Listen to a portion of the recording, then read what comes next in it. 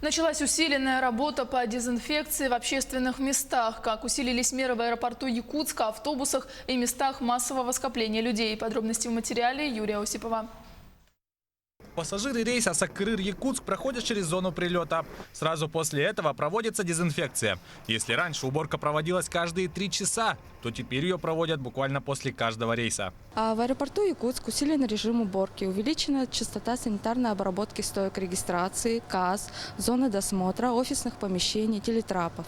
Подрядная организация, занимающаяся уборкой в аэропорту, проводит дезинфицирующую уборку после каждого вылета и прилета.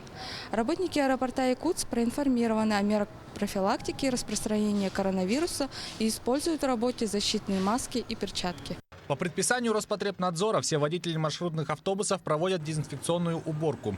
У них также повысилась частота. Еще в начале недели они проводили обработку несколько раз в день.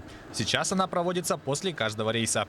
После каждого рейса мы обрабатываем поручни, сиденья специальным хлоросодержащим средством. И вечером обязательно полностью полы моем, сиденье, все протираем полностью. Руководство городского маршрута номер 17 заранее закупило специализированное дезинфицирующее средство «Диохлор».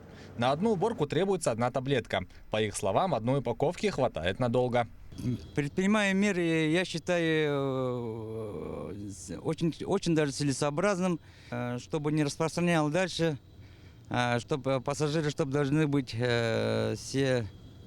Не должны беспокоиться, автобусы все дезинфицируются. Профилактические мероприятия в Якутске проводятся в целях централизованной борьбы с возможным распространением коронавируса в рамках комплекса мероприятий по организации безопасного пребывания горожан в местах общего пользования. Юрий Осипов, Джилустан Иннокентьев, Якутск.